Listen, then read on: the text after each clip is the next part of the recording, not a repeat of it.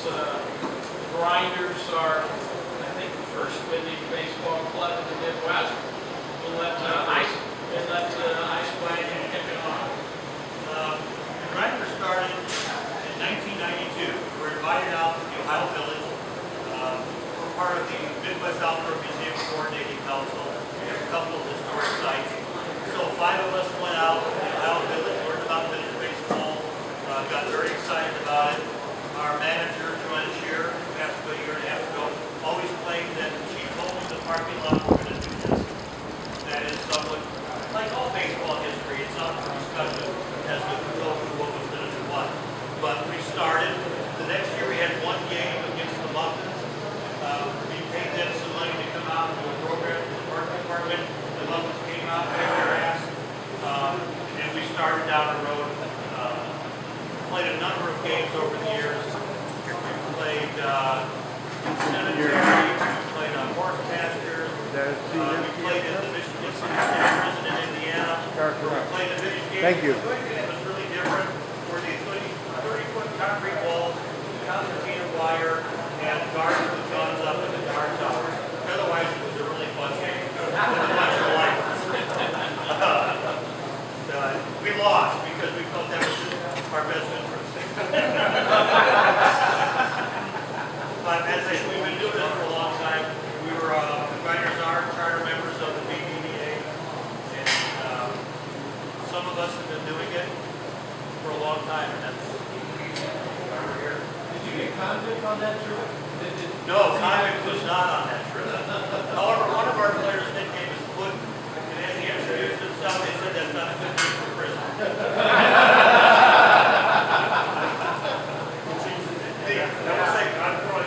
I'm going to let you talk. They had a rule that if you hit it over the wall in the prison in the center, it was 3 outs. So one of our players came up to bat, second pitch, that inning, put it over the wall. It's the only Grinder in history to make 3 outs with 1 single at bat. Nobody on base. This will sound sort of familiar. Y'all hear me on the back there? My projector? Oh, good. Okay. We were part of the living history site at Rock Springs in near Illinois, sort of county park almost. And we got this invitation to go to Columbus, Ohio, and play the Muffins. And all the way out there, we said, "What the heck is this? This doesn't make any sense to me." They're distracted. This was in 1992, I think, July. So that was 2 years before that. And we really liked it. We came back every day here for about 2 years. We had what we called games. We put a whole notice in the newspaper saying there's going to be a game for vintage baseball. Anybody wants to come out and sort of get used to it. Our field is basically a rolling prairie. We still have those great giant grasses, swamps after this roll. Here for a long time. Then in 1994, we got uniforms. Our first game at that point with a real vintage club was the Grinders, and you guessed it, they came to our bus. And a lot of people have been for a long time, and still do, but we have fun. And so we just kept going from there. And I think then 2 years later, our friends here in Chicago got into it for a long time. The closest vintage club to us was you guys in Chicago, or you had to go into Ohio. Nothing in St. Louis, nothing in Springfield, anywhere else. State champs, state champs in You're Indiana. a state champion in Indiana, that's another state for me.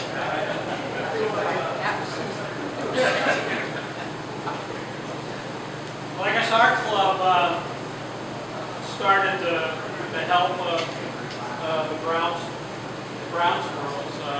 I happen to work at the same world-class land-grant university that Bob was working at in Champaign-Urbana, and he would tell me great and grand stories about the exploits of the grounds girls.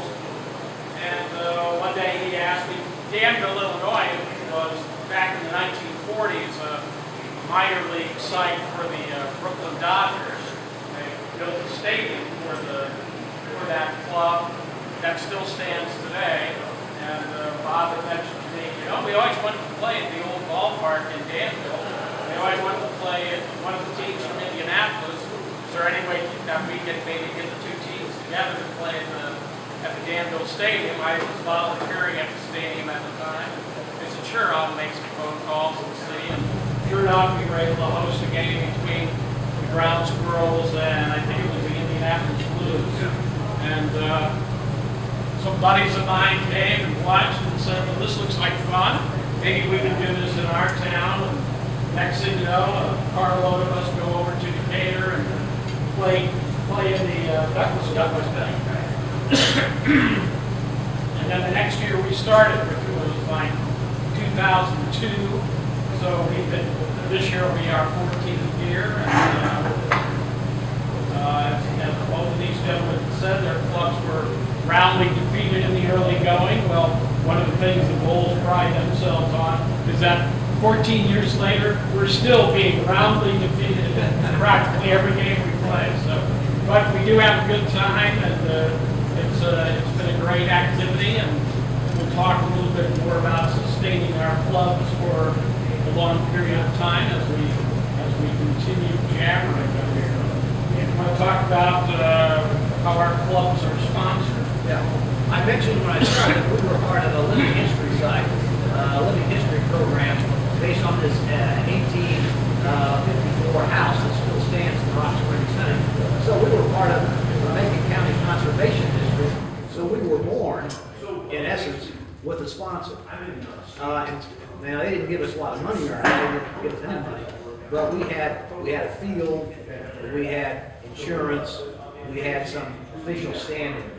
And then we started raising money, and I'll talk a little bit about that later on. We were, as opposed to say the Bulls, which Jim will talk about, were sort of out there on their own. And I think some of the guys with the Stags are sort of out there on your own. It's a whole different can of worms for you folks. The Grinders we're a park program. We're with the Lake County Parks Department. We're on a historic site. We have Gristmill, that's the Grinders. If you've been to Grinder Field, it was a field we had recently purchased, and we decided to play baseball there. We have some unique things on the field, such as a sawmill and a sugar shack that kind of get in the way. They don't get in the way, they make it all part of the playable park. So we've always been sponsored by the Park Department. We do use park funds for part of the program. It is a program. We also raise a lot of money through sponsorships, donations, sarsaparilla sales, and we end up as a break-even point when I do a budget. What we spend every year is pretty much what we bring in on the field through sales or donations or what have you. Since it is a park program, we've always felt it was important to maintain certain aspects of the program, and that's what the department has supported. Also, since it's a park program, government funded, as you would expect from government employees, the players are not all that great, probably overpaid, and it's hard to get good government employees. So. Vermilion Bulls, we aren't necessarily sponsored by a park or part of a park program, but we do have the advantage of having a nice county park that we asked and they let us play there with no fees for playing there or anything like that. As far as sponsorship goes, the first year or so, I kind of helped float, that first shipment of bats and balls and things like that to get it started. And it was like I've just run into so many lucky situations with my club. A guy showed up, he said, I'd like to play. I've got a couple of sons who might like to play as well. And by the way, I'm the president of a small company down in southern Vermilion County. If you need help with some of these expenses, let me know. My company would be happy to, cover the cost. And next thing I know, there's a check in the mail from this guy's company, and that check has been continuing for about the last 12 years. And he pretty much just makes sure that we can have, a website that's up and going. When we need more baseballs, his sponsorship helps cover that. When we want to add some more bats to the bat bag. We tap in on that money. And we do, for post-game food purposes, we're in a situation where our fields are somewhat remotely located. We don't have any electricity out in our fields, so we've been lucky to hire a family that has a food truck, and they come out and they help prepare the food for a certain price per meal that's served. So we have our players kick in money to help cover that cost, and if we have cost overruns in that area, then our sponsor money helps make it all even at the end of the year. So we've been lucky in that regard in terms of having some financial backing for, just the day-to-day things. You start a bank account, and the next thing you know, the bank's charging you a monthly bank fee to keep this account open. It's like, it'd be nice to have a couple $100 to keep this thing going, and that's where the sponsorship money comes in. Recruiting. As far as players, again, I think that's another thing where I've been, where our club has been lucky.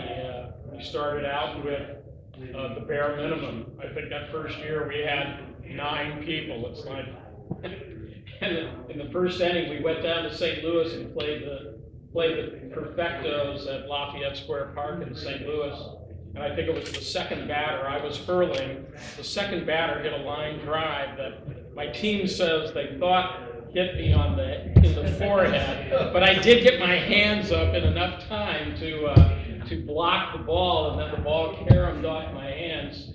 But I'm sure I broke at least 3 fingers doing that, and I'm going, we only have like 9 guys. So I grabbed an ice bag and went out to right field, and we made it through the rest of the game. But that first year was kind of rough, but then it was just basically word of mouth.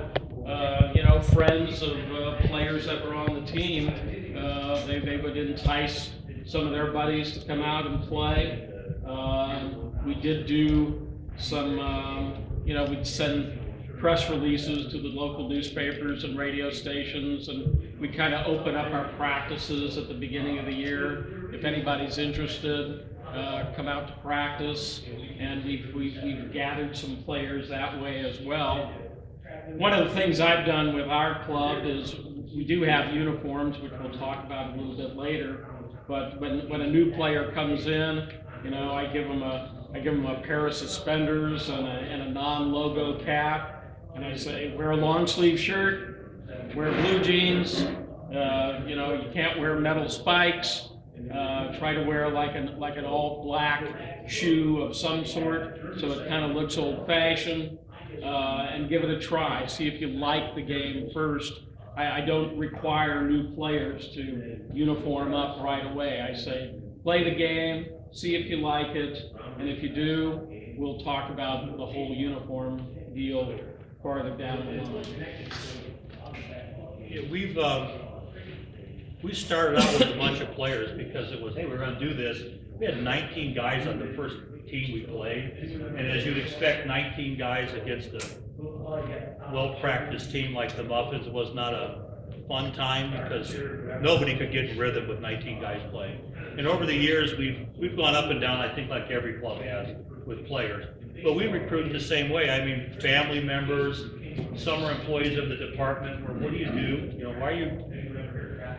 I was working at the water park, and I get dressed up in my umpire uniform to go do a game, and they're like, what are you doing? Why are you having a top hat? And you get some kids interested in playing, and we'd get cranks on the sideline who want to come in and play. I think that's how Dave started. Several of ours started, they were on the sidelines. How do we do this? We get them involved. We've never turned anybody away. Skill has never been a requirement to be a grinder. It's more about attitude, willing to go out there and play. Very few guys have ever been asked not to participate, and it's almost always been about attitude. It's not, come on guys, we're out here to have fun.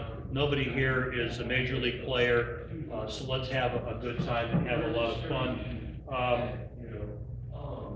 some of the things we do, I think that our team has become a really big family. Many of you know our grinder bus. We have a 14-passenger van that we travel to games together in. So we're taking department vehicles. 10 grinders. It only fits 10 grinders, yeah. And we drive, we pay for the gas the department does.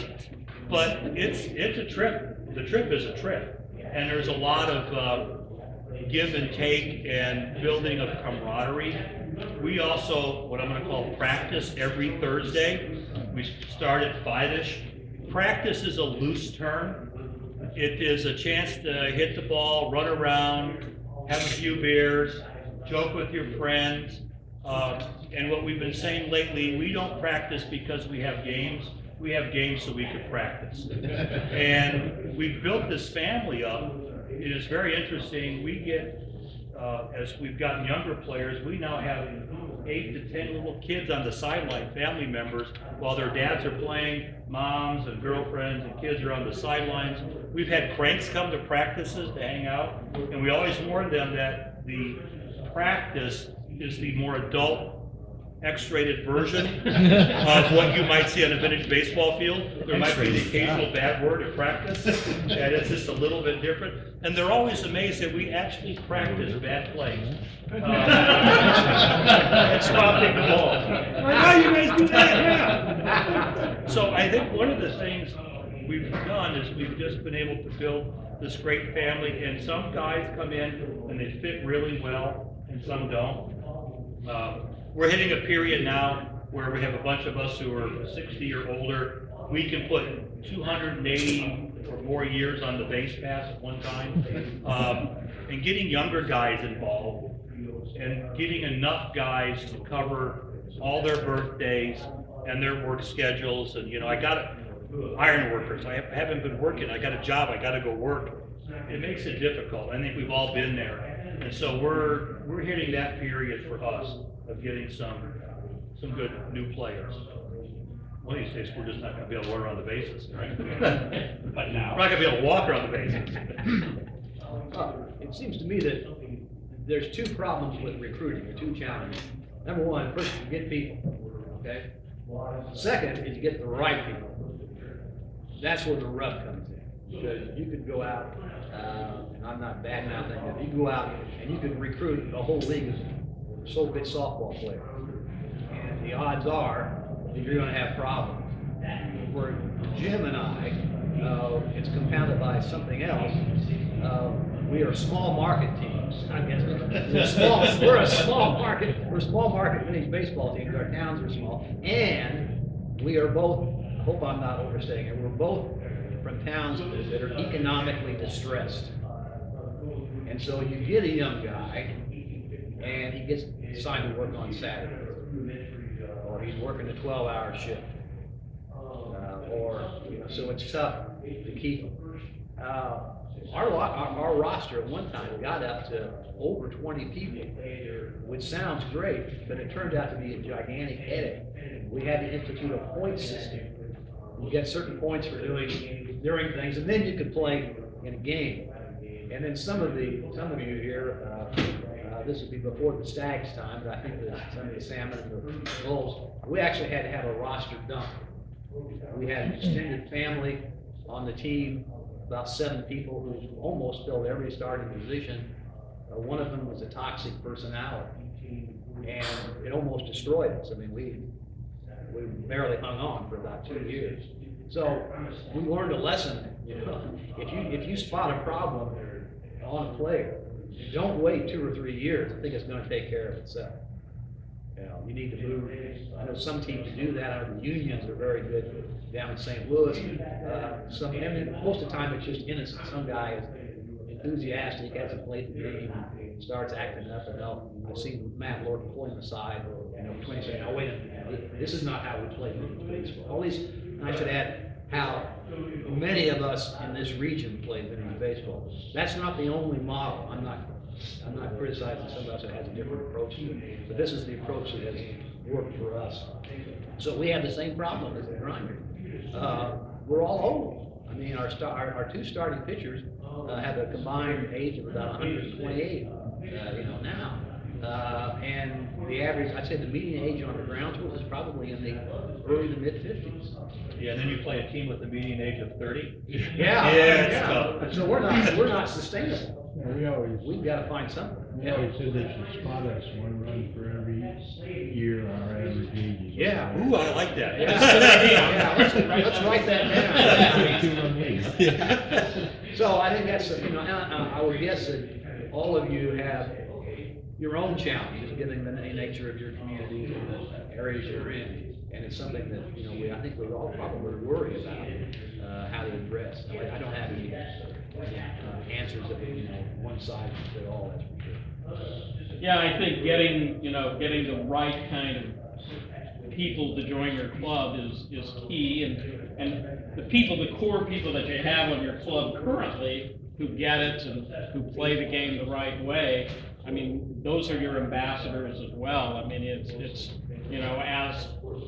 the undesignated captain of the team, I try to, do as much as I can, but it really is on the shoulders of all the members of the team. If a new guy comes on and he's maybe a little too, let's just say he doesn't get it, we all make sure we kind of talk to that person. And we've had like one or two instances where guys, it's just not them. It's not, they want to play a more highly competitive type of game, and they want to kind of, they want to slide in spy tie and things like that. It's like, they find out pretty early on that this game is not for them, and luckily they have moved on, but we all witnessed the problems that the Ground Squirrels had a few years ago, and we felt for you guys, because it was a rough situation, because you get a big group like that who kind of come in and almost take over the club.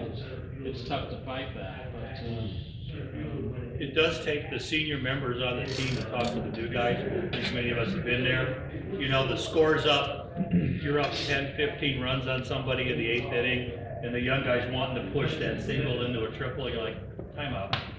Base to base, there's really no reason to do this. They're struggling, and you don't want to embarrass somebody, because you'll feel the same way someday. You're gonna hope that it gets returned. And I think we're all in the vintage baseball to have fun playing baseball. And you don't want to just walk away. We all want to win. I mean, there's a scoreboard, right? But you want to have some fun. And if you're not going to do that, why would we be doing this at 60? Or 70. Or whatever. We've had the 70. For the fans. For the fans, yeah. Yeah, I can think of, I won't name them, it doesn't matter if they don't exist, but I can think of two teams that used to exist in Illinois that were very, very good. They won more games than they lost, and they only lasted about 2 years because they never figured it out, and it wasn't any fun for them. The first couple times they lost, what's going on here? So it's self-defeating. I think if you get a team like that, because you're not gonna last.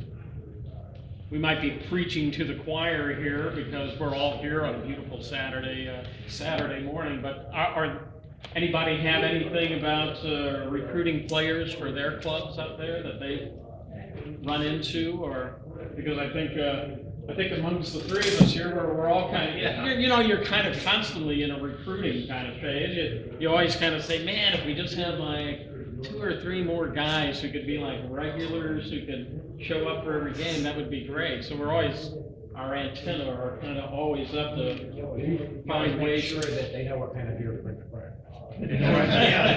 Yeah. Sir. So, in our club in Cincinnati Red Stockings, we have an issue with too many players at a home game and not enough players on a road game. Yeah. How do you manage that? What do other people do to manage that problem? You know what we do? This from the Stags and Belleville and this is a function of our geography too, and being so close to the folks of St. Louis. But if we know we're taking a trip where we know we're going to have road problems, and we know there's a team that like to take some more road trips but has the same problem we do, we co-op and we'll send group teams together. We travel a lot with the St. Louis Unions. We've done trips to French Lick, to Rochester with them, and we've taken some Parks on some trips before too. So that's a great way to co-op with other teams and put joint teams together for the guys who want to take the real trips. When you know we're running light, you extend an invitation email out to the other clubs and say, hey, we need 2-3 guys. Let them know where and when, and they typically fall right in. They're looking to play. That's where they're best players. And we're very thankful for whoever we get.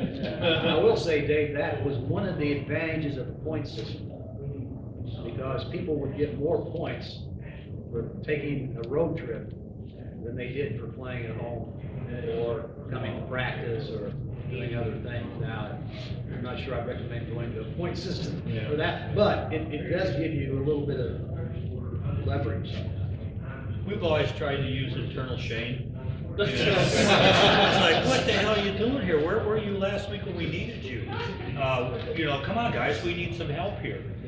And you're always in that, this is not an answer, but what if the other team shows up with 7 because they're short? Yeah. And so you like to have a few extra home players, and the Grinders have always been more than willing to join the other team to oppose their fellow players, because that's the best part of the game. But it is a tough one, because when you get 15 guys or whatever at a home game, you just, it's not fun, because you don't get enough at bats, you don't get the feel, and you get out of that little rhythm and that involvement in the game. And I wish there was a good answer, but so we just, come on, we need guys at the home game. If you're only making, away games, if you're only making home games, what are you doing here? What's tough for us is a lot of times you do travel too, but you get 9 or 10 guys, but it's generally the older guys, but the younger kids don't want to do it, so you end up bringing not your best team. We don't have enough. Yeah. That is absolutely the The guys case. who don't have a life take the trip. Yeah, our travel team is a little on the grayer side as well. Our wives pay us to leave. Yeah, please go. I think we showed up to play up here at Cantigny Park a couple of years ago, and I swear, of our 9 guys, 7 of us were very good behinds. Well, you know, it gets bad when you can't find a place to hide the entire team on the field. Right. But the road trip home game thing has been a bit of an issue for our team. But again, I feel lucky in that I think I can count on one hand the number of road trips where we've shown up maybe a guy or 2 short.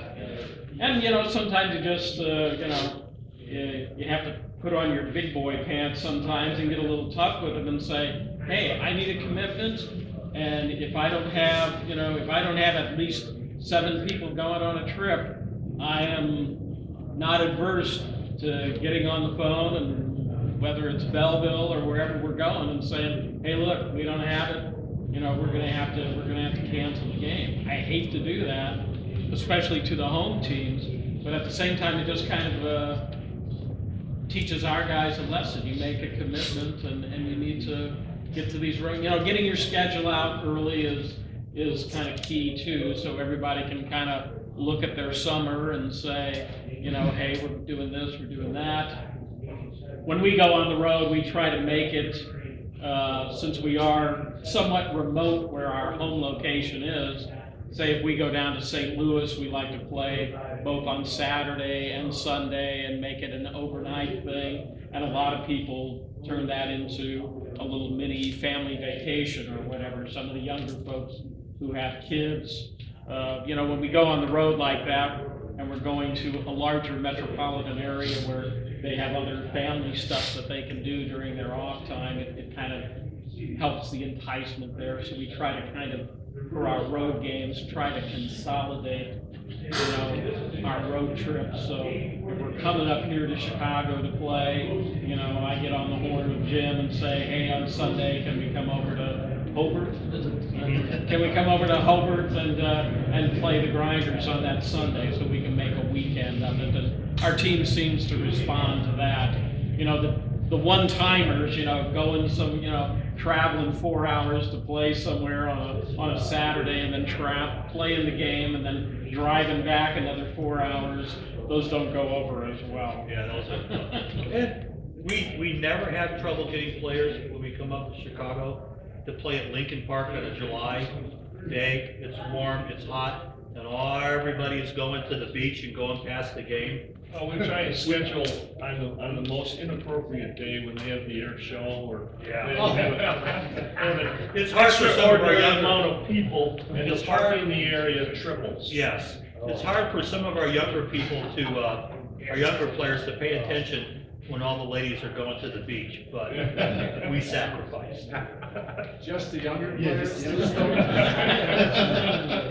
Well, no. The older guys, they have forgotten why. No. They know there's some of why. Yeah. There's some medication for that. There's medication. Truly the veterans panel here. We've talked a lot about, you know, our particular clubs being based on fun. Of course, we are playing vintage baseball. We do take the historical aspect of the game into play. I guess I'll kind of kick off this part of the discussion. I mean, we've kind of learned the vintage game from, you know, the Ground Squirrels and the Grinders and other clubs that we play. I will readily admit that, you know, I am not that, you know, intense about historical accuracy and things like that. I want people to have a good time. I want us to respect the game.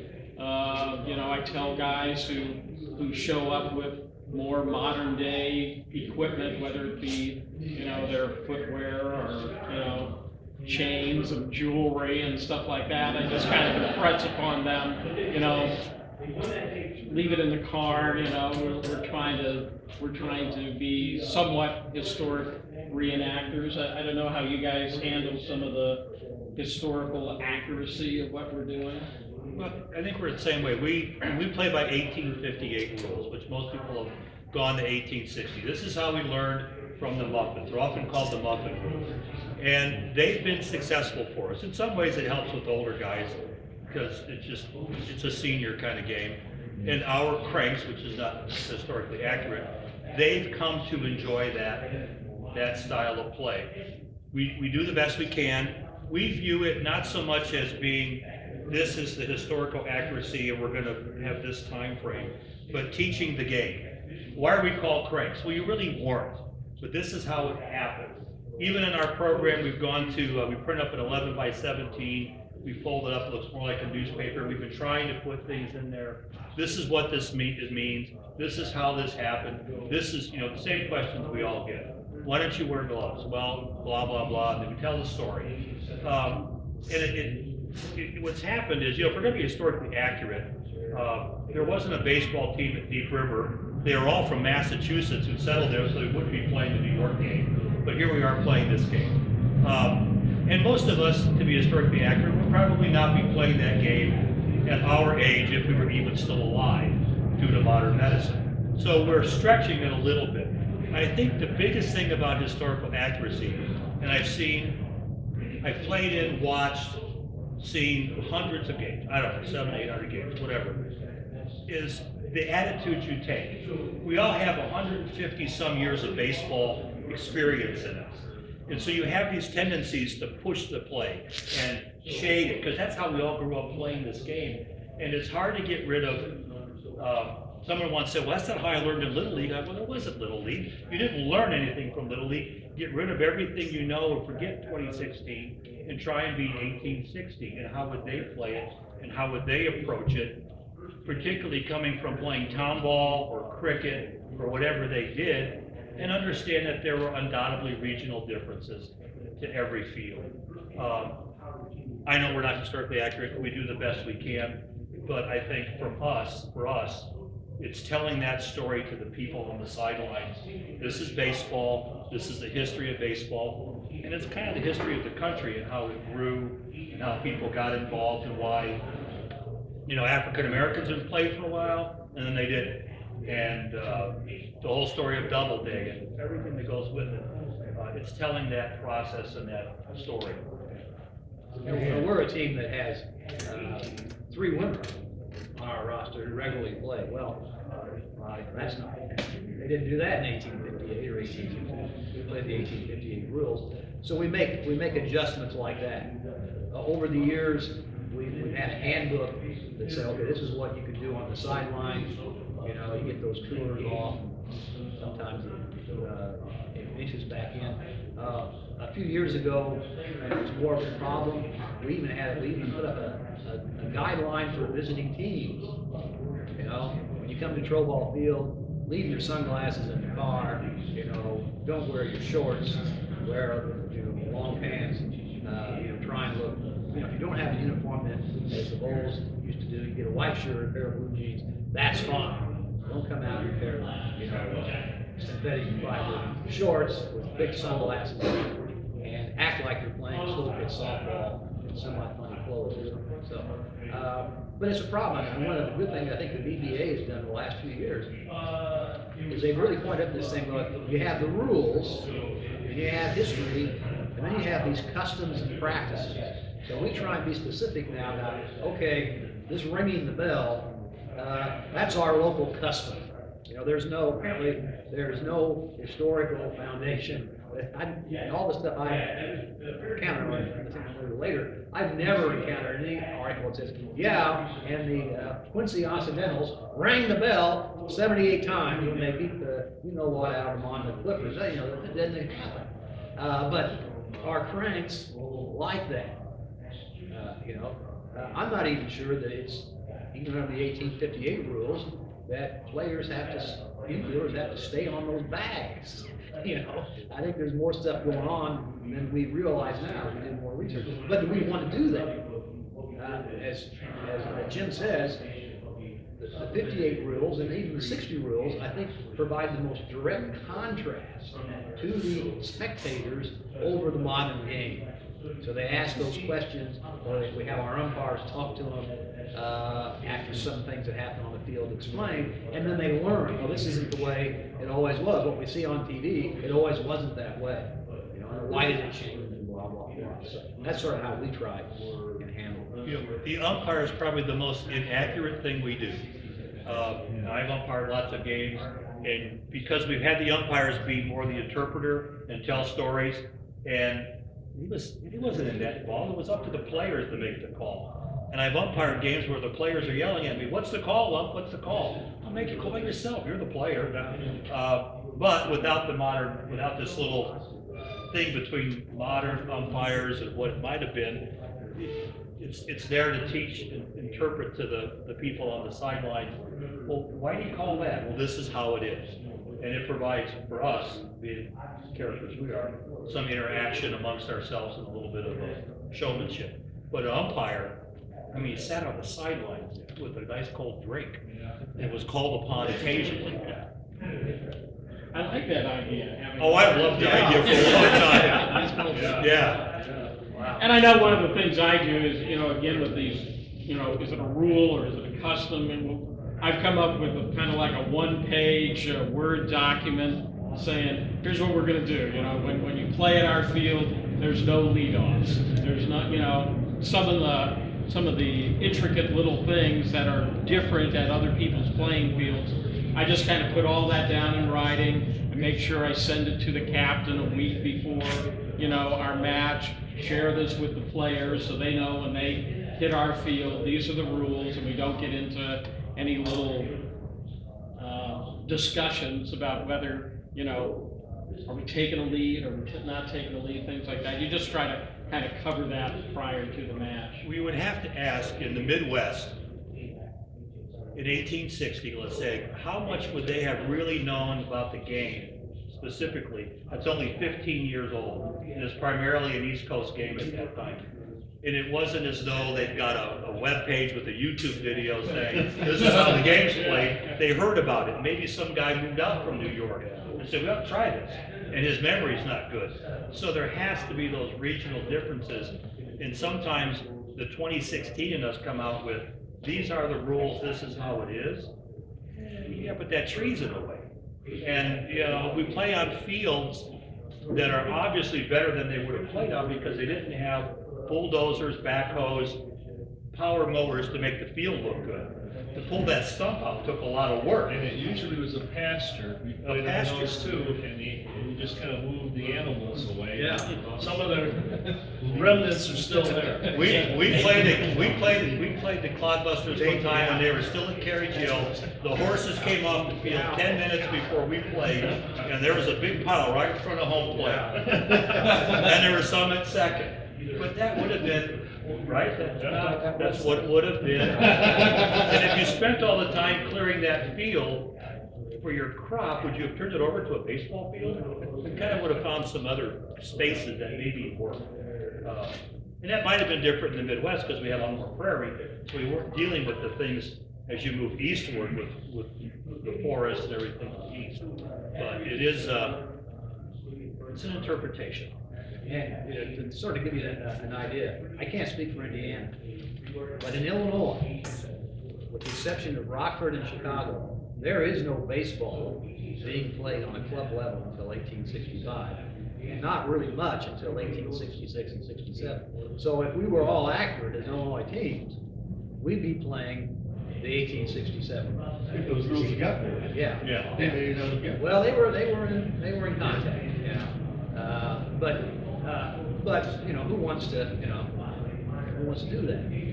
I couldn't play the 1867 rules.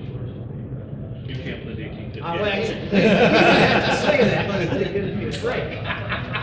Let's try to push that both of them that way. Grinder field, we played whole years, 1850s, 1860s, and our cranks did not like, they prefer the 1858. Yeah, that's what they used We have to. the same experience. Yeah, Yeah. they prefer that, they said they'd rather go, they'd go to a modern day game if they were. And that leads into the next thing we were gonna talk about was appealing to the cranks. We get the same thing. I mean, the people that come out and watch our games, they like, we also play by what we call the 1858 rules or the muffin rules or whatever you wanna call them. And, that's why they enjoy coming out on an afternoon just to watch. You know, we enjoy playing the game because it's physical activity for us, but, you know, we get people on the sidelines watching us play, and they enjoy it because it's different. It's so much different from the modern We game. did one time where we played the first three in 1858, and the next three in 1862, and the last three in, well, 68. So if any of your teams ever tried to play a game where there's no ringing a bell, and you're open fielding and had the fans go nuts and say, we're leaving, or you just think they're going? Because we did make the change and I saw no difference. I'm just curious what other people have said, because they actually asked us, what happened, why are you changing? And we explained it to them, they're, oh, okay. Didn't bother them a bit. So I'm just curious if you've ever tried it to see what it's like. We did some, and we had some pushback because they liked the other rules. You know, the grinders are known for a few things, and one of it is the number of cranks that we have. That's not kind of way to put it. You know, we probably, over the course of 10 home days, will have 2,000 people come to our home games. A slow day, 75, a really nice day, 350 cranks. We have people come back. They have their spaces where they set their chairs up, they tailgate. We have this huge group family, and they know the rules. And when we played 1860, even when we played town ball, they're like, go back to this. And they really get into this whole shtick that we do. We're like vaudeville sometimes. But, and you guys have all been there, many of you have. We have large amounts of fans, and I don't think they would be there if it wasn't as different as for modern baseball as it is. They also like to see us win. I mean, they get disappointed when we make bad plays. They've been more disappointed as of late, but we do draw a large number of people, and it's because it is different. How do you let them know, though, what is different, what you're doing versus what might have Well, actually... a key thing, and we have certain players that are better at it than others. Dave's good, Rob is good, Tony was very good. Walking the sidelines and talking to the cranks, taking a bat, taking a ball. You know, I'll let somebody else umpire for a while, then I'll walk down. And they'll ask questions, and you explain things. Well, this is how we do it. This is the way it changed. And just spending that sideline work we often say that what we do between the sidelines is because of those outside the sidelines. So if we're not entertaining them and educating them and getting involved with them, They're gonna leave. yeah, well, it wouldn't work. I mean, we honestly have people that have been coming for 20 years, and they know everybody's name, they know, we've done, And they're not related to us. yes, and we've done vaudeville stick. You know, we've done the thing where somebody's tossed an onion, and the batter hits it and it explodes, and sometimes we've done jokes to the point that we have to tell everybody to stop doing them because they're really old. But they know the stories, and they get into this, and they know everybody's little peculiar things, like, he's gonna hit here, oh my God, it's gonna hit the second base, I hope he catches it. And we have a really nice extended family with our cranks. We have had picnics with our cranks, where we didn't have a game, but we had a big pig roast and invited everybody to it. What we've done lately at the end of the season, our last game, we get both teams, and it's always the Squirrels, and we get all of our cranks together, we take a big family photo of everybody in a big group, and we've been posting that, and it's interesting. The other thing we do, I think a lot of teams do this, at the end of the day, the small kids get to line up and swing the bat and run the bases. Sometimes Dave has to work very hard to make the ball hit the bat, and, but it's, 9 feet away. oh yeah, and it works, because, you know, you've got grandkids asking their grandfather, when are the Grinders gonna play? When can we go to a game? The reason I asked, I'm in the same spot as Bob, is we're sponsored by Historical Society. So we're very careful about what we present to people. And anytime we stray from the rules, which we do, like, we don't steal, but we don't tell people they couldn't steal. And my fear is always someone's gonna leave a game and tell somebody, hey, did you know in 1860 you couldn't steal a base? Did you know you had to stand one step from the base? You know, did you know you rang the bell? And I don't want that from a historical society standpoint. And so we're very clear in our handouts what was the case. And I was just curious if you guys had handouts or just walked the crowd, or how you did that so people wouldn't leave thinking that was actually an 1860 rules case. We have a little, we have a, one-page, double-fold program that we hand out to and we try to encourage our players to actually hand out the program to people who show up, and we work the crowd. But highlight those differences of what. Right. Well, you have to tell people, even in 1858, there's a balk rule. So why is there a balk rule? There's a drop third strike. And there's some of these rules that people like, even back then they had this? Yeah, well, why is that? Well, probably because of this. Well, why don't you do that? Well, local custom, and we're not gonna get into base stealing because none of us can throw from home to second. You get it cut off. Yeah. That's what we do. And that's the next question, I think that, so I'm gonna go back, to Decatur, thinking about what you said, and maybe we can, well, maybe we can do a better job of drawing that line for people, so they know that, well, okay, these things are really custom, they're sort of our variation of the actual rules that we live in 1850. One of the things that we used to do is, part of this Living History Society, when the Living History Society was at the Living History program was at its peak, it had about 30 or 40 people. We had period clothed people on the sideline, and we would even do mini programs. Like at one point in the game, there would be a demonstration for women's rights, or a temperance demonstration. So we were hitting a lot of things. We could educate them about baseball, but also educate them about issues of the 1860 era. Sadly, we don't do that so much anymore. Mostly what we do now is, the sideline stuff, trying to interpret that. And also, we are blessed that there's a weekly newspaper, the weekly newspaper covers our games, and we don't have anywhere near the cranks you guys do. We have 25 people on it. That's a big day. But there is this core that they follow that stuff. The best example is the father of vintage baseball in Illinois, Lee Sliders, was in Florida one winter years ago, and somebody walks up and goes, "Oh, Joe Troball," that's his period name. And the guy was from Decatur. He read about him in the Tribune. He's down there in Florida. They recognize him. So, people see me on the street, And Sam would say, you know, how you doing, Droopy? You know? So, and they know the nicknames, you know, it's a small group, so, you know, we try and make it, this is you guys do, and you guys do well, we try and make it as positive an experience, a fun experience for the Cranks, so they want to hopefully come back. They're out there, for us, it's always a Sunday at 2 o'clock. It's a Sunday afternoon, real grass, right, you know, there's the foul line, here they're sitting with their family, having a picnic lunch and an ice cold sarsaparilla.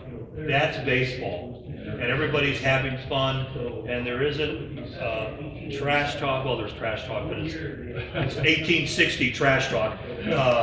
But it's a good time for families, and it's great. You know, we've had the same thing with people recognizing players. We had a player late for a job interview one time, and she said, "I'm sorry," and she went, "Aren't you the king? I'll get you in." And sometimes your Cranks that you talk to can become either club members or have some other vital part of your club.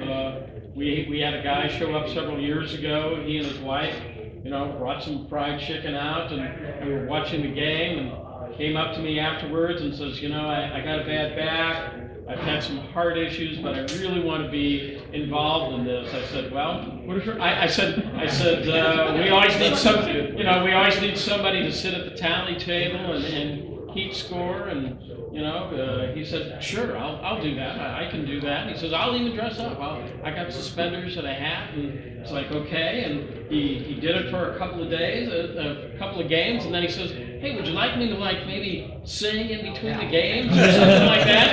And I said, sure, and Hambo Hamilton was born. I should have said no, but I encouraged it, and Hambo Hamilton was born, you know, and you know, you never know when you're going to come across that kind of stuff. You know, it's my understanding is that most of the early clubs were clubs, much larger fraternities of people with meals, and that by getting Cranks involved and having it, they would find their best 9 and put them out. We find some 9 and put them out, but it is a big club and fraternity and a social event, and the more you can do like that, the better off you are. It's not easy, and it takes work, doesn't happen overnight. Well, we have a month of meetings. Yeah. Didn't the Cincinnati Red Stockings, the one, 69, wasn't that, the club itself was like 50 or 60 or 70 people, and they paid for the first 9. In 1867, about 25 different people from Cincinnati, mostly lawyers for some reason, started a baseball club, Cincinnati Baseball Club. And in a couple of years, they evolved from putting 9 of those men onto the field to paying people to play. They paid all their players in 1869, and none of them were originally playing in 1867. See, what you're thinking of is that back in New York, in the 1840s, like the Knickerbockers, and before that, they were social clubs. Yeah. Right? And they actually did, and even like the Knickerbockers especially, did not like playing outside of the club. They didn't like challenging other clubs. They had their own people, so they just go out there for fun. They play in their club. How do you guys approach your playing day lineup and positions? Whoever has the most. You know, our best guy goes to play shortstop, or he plays left field. I've seen teams that have position players, that's where they go, that's where they're comfortable, and everybody understands that's where they're gonna go. And then I've seen other captains say, we're gonna rotate this entire day. You're gonna play almost every position out of the day. What do your 3 clubs do? I mean, I like, you know, given our roster and its playing ability, you know, I want people to be comfortable and to be able to have fun. I don't want to put some player in a position that they're not, you know, they're not comfortable playing. So you know, I kind of one-on-one with them and say, you know, where are you going to feel comfortable in, you know, and I've got more than a few guys on my club who prefer to kind of be in certain spots defensively out on the field. So I kind of make sure that they're in those spots. And then other guys who are, more athletic and younger.